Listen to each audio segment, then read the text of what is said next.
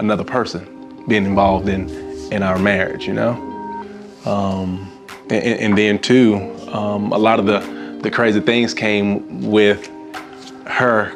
Hey guys, and welcome to Little Black Book. You know what time it is. Talking to you guys about love and marriage, Huntsville. Talking about Melody and talking about her husband as well. If you're new to the channel, make sure you like, share, subscribe, click on the bell button for notification of the uploads. And for those of you returnees, you got the minerals, you got the minerals, yeah, yes. All right, listen, we're talking to you guys about married at, well, love and marriage actually, and talking about Martell therapy session. And we're going to break down some things and have a discussion. Remember, if you want to join the Mineral Gang, please do click on the link down below where all the hoodies are. Also, you can support the YouTube as well with a PayPal. But guys, listen, let me be very, very real with you guys. Let's talk about some real things here. You understand? Talk about some real things. All right, cool. So we saw in the scene with Martell where he's discussing with Dr. Francis about, you know, his issues within the actual situation with Melody, right? He's cheated, he's moved mad, and now he's taken up counseling. One of the things that Melody said was the reason why they're still together is because he's decided to take his counseling seriously and go ahead of it. Even after they finish their therapy sessions, he's doing one-to-one. Martell also goes on to tell us as well that he's also taking up this therapy because he wants to be able to understand some things about himself, get himself to a place where he can begin to change his behavior on a permanent basis. Love that. I think it's great. I think all of us need to get ourselves to a place where we actually value therapy so that we can actually begin to undo some of the unhealthy thought patterns that we have and some of the unhealthy behaviors that we actually act out. So I appreciate him for doing that, all right? Believe your wife loved you unconditionally, man? I mean, with all the scars and with all your history and with everything. Do you really believe it? Yeah, she does. Yeah. She does? Yeah. Okay. We get to hear Martell talking about how his experience with not having a father, and also stating the fact that obviously, you know, how important Melody is to his life, and the fact that obviously he asked him a question about, do you believe that Melody loves you unconditionally? And he says, you know what, yes, I do believe that. Then he says, obviously, then you know this won't happen again. And here's the thing, you know, when we talk about love, we often talk about the emotion of love. I love you, I feel it in my soul. But actually, love is going beyond that. And so the Bible says God is love. And when we look at God's love, his love is faithful, it's kind, it's enduring, it doesn't count no wrongs, you know, it's safe, it's forever. And so the love of God is something completely different to what we have as human beings. When I say that in the sense of, it's impossible for man to love someone unconditionally without the help of God, right? And even then, we need God's grace to do it. Do you know what I mean? Because some of the things that happen in a relationship, someone cheats on you several times over, shouldn't you just leave? You should leave them, you can still love them though. Do you know what I mean? And it takes the grace of God to still love that person even when you've left. But when we're talking about obviously Martell, I can see that Dr. Francis was not impressed by Martell's behavior and his confession about his behaviors and misdemeanors in the past. And I think more men need to have this conversation where other men are going, that ain't right, bro. That ain't correct. And I'm not feeling that. And actually, in the earlier scenes, we'll talk about it a little bit later on in another video, we do see Martell's behavior where people are addressing the fact that this social media thing that came out with this girl, etc., etc. And actually, really, this is all part and parcel of when you are moving mad, yeah?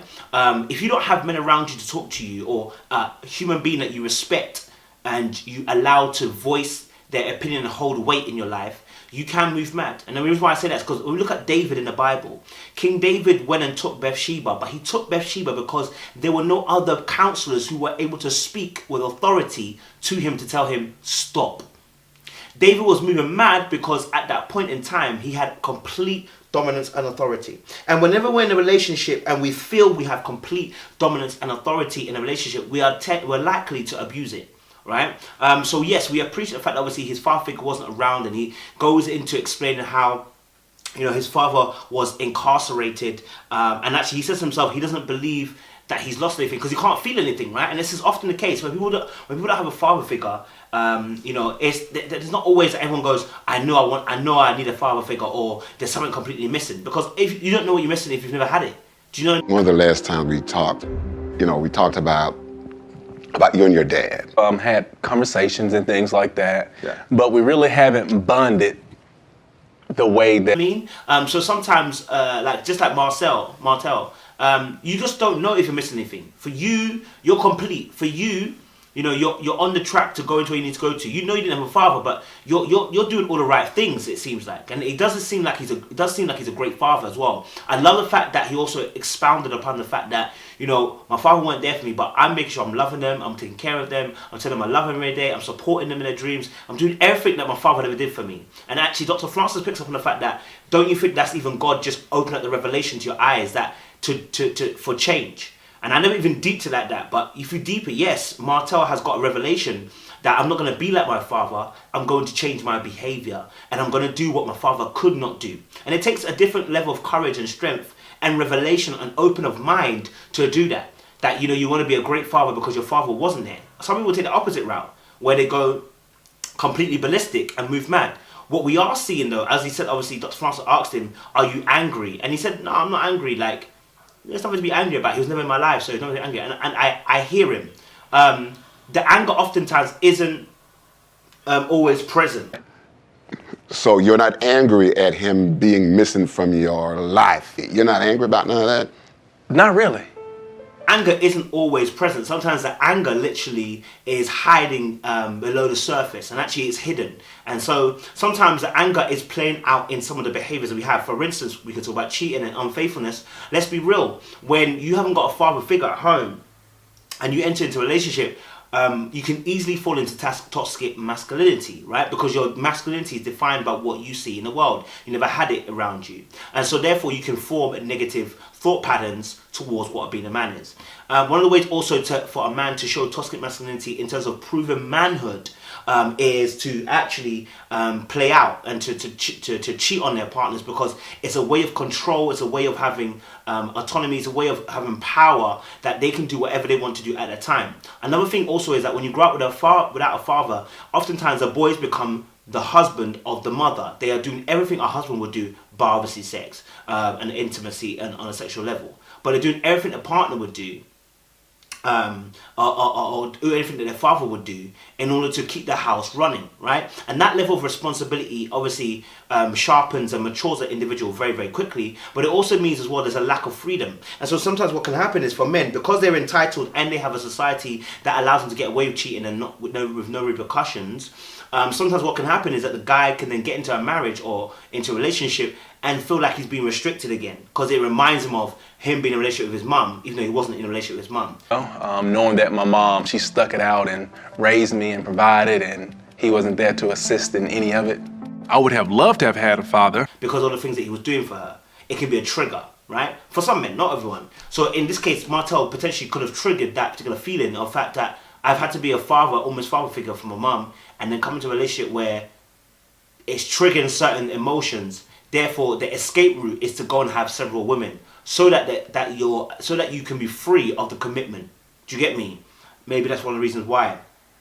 You know, and so the anger that can be in there, it can be what we call a deflective defensive mechanism, which is to displace. So you basically shift the blame from your father to now a woman who's your wife. Why? Because you can't get at your father. Your father's not around. The anger towards him will be wasted. And so you become silently angry at your wife just for little things, just because you're displacing the anger. You're moving the anger to something you actually can be angry over. You have some level of positional power over your wife, and therefore you use that authority against her in cheating, because obviously that helps to keep the freedom. That allows you to feel like you're able to do whatever you want to do and not feel restricted.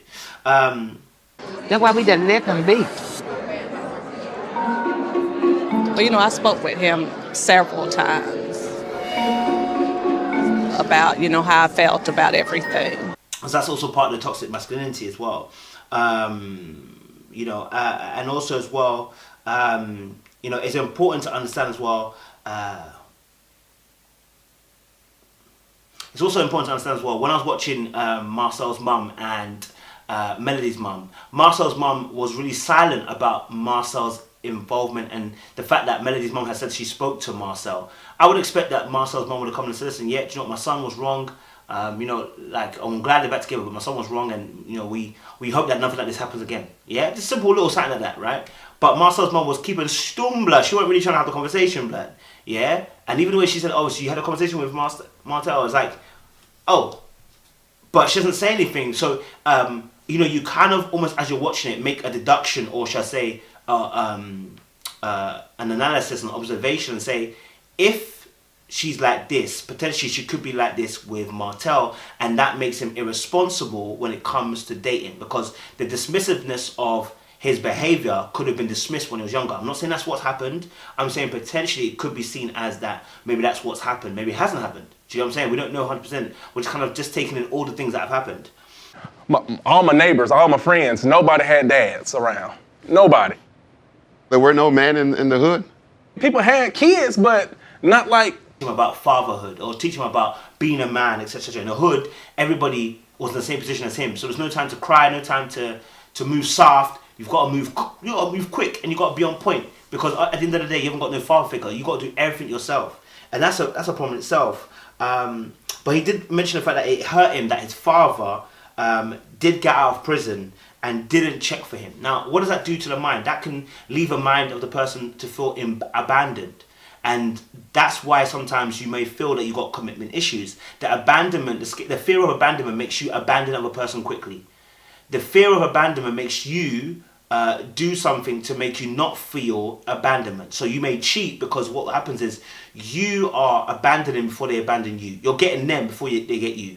That's your main objective. And the reason why is because you are scared that they will do something bad or horrific towards you. I mean, you've experienced it with a parent of feeling rejected, abandoned, alone, and what you do is, and you replicate that behavior to some degree when you get older. And so we see Martell and Melody. I really hope that Martell can continue the training, and hope he continues along down the road of therapy, because it's important. If he can continue down that therapy place and actually still continue learning, then he can begin to really change the pattern of his behavior. If he doesn't know, he'll be stuck in the same place as he was before. In fact, he'll probably even be worse, right? The work needs to be done. And so, yeah, I want to kind of leave it there, not say anything too much more about that. But I appreciate, obviously, Melody and Martell. Watch out for my part 2 review of this show. We're going to talk about more than just that. We're going to talk about, obviously, as well, the Melody situation of why she decided to stay in a relationship. Because what's really interesting as well is this. Why stay in a relationship? Why continue to be in a relationship, Martell, if you're cheating all the time? And the reason why, sometimes it's a safety net. Sometimes for a lot of men, it's safety net. You are my home base. You will never leave me. I can do whatever I want to do because I know you'll always come back to you. Sometimes it's another thing, which is just like they just have no self-control. They don't know how to control themselves. Whatever they see, they get. And when you're wondering why he would want to stay in that relationship, it's because of power. Oftentimes we get power from it. You know, we get power from the fact that we know we can control the situation. 2, the kids are involved. And there's about 4 kids now. The image in one's head is that I don't want to abandon my kids by separating. So that may also be a part of reason why, as to why he hasn't separated and actually stayed in there and has cheated, obviously, in the past. It could be because, you know, he doesn't want to seem like he's abandoning his kids. He doesn't want his kids to feel what he felt from his father, which was an abandonment. Do you know what I'm saying? Like, it makes sense when you deep it to that level. But yeah, guys, make sure you like, share, subscribe, click on that bell button for a notification of the uploads. And for those of you returning, I appreciate it. Stay locked, stay loaded. More love.